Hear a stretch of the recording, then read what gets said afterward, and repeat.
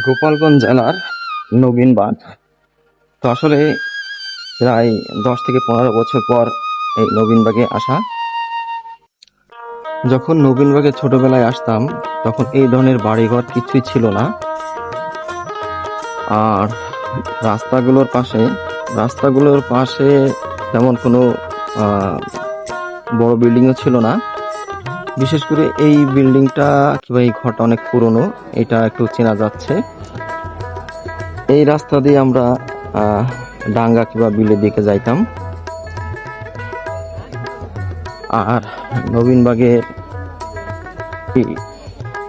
জায়গা কিংবা গলি, এখানে আশেপাশে প্রচুর পরিমাণ গোলপাতা টিনের ঘরগুলো ছিল, তেমন কোনো বিল্ডিং ছিল না। পুরনো বিল্ডিং এর ভিতরে এটা আপনার ছিল, কিন্তু এতটা অত্যাধুনিক তখন হয়নি।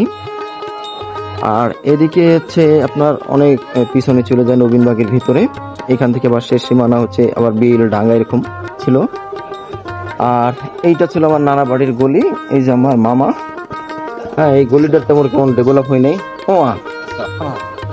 এই যে আমার নোয়া মামা। ছোটবেলায় আসলে নোয়া মামা আমাদের খালি একটা শিক্ষা দিয়েছিল, কেড়েং দিয়ে ঘুমাইতে হবে। মানে কেড়েং দিয়ে হচ্ছে মানে চাইনিজ কেড়েং দিয়ে ঘুমাইতে হবে।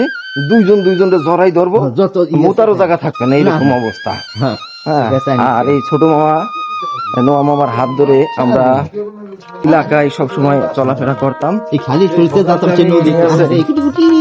মার্কাজ মসজিদের পুকুরে যে গোসল করতাম, আর এদিক সেদিক এই আমার হাত ধরেই চলছি।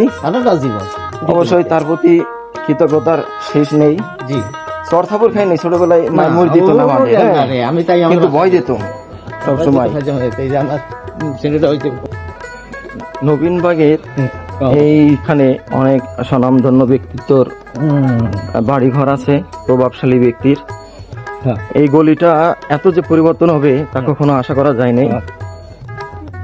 তো আসলে কল্পনাতীত পরিবর্তন এই নবীনবাগে হয়েছে গোপালগঞ্জ শহরে। আমি আসতাম একা একা নামাজ পড়িতাম, ভয়ের তো জানি করে টাকা জমিয়েতে কিছু টাকা ফাল দিয়ে উঠতাম।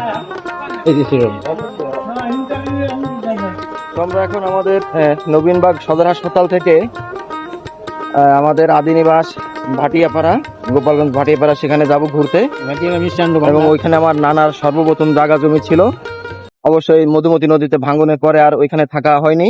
মামারা এই নবীনবাগে জায়গা জমি কিনে এখানে স্থায়ী নিবাস করে। তো এরপর আমরা যাব ভাটিয়াপাড়ায়।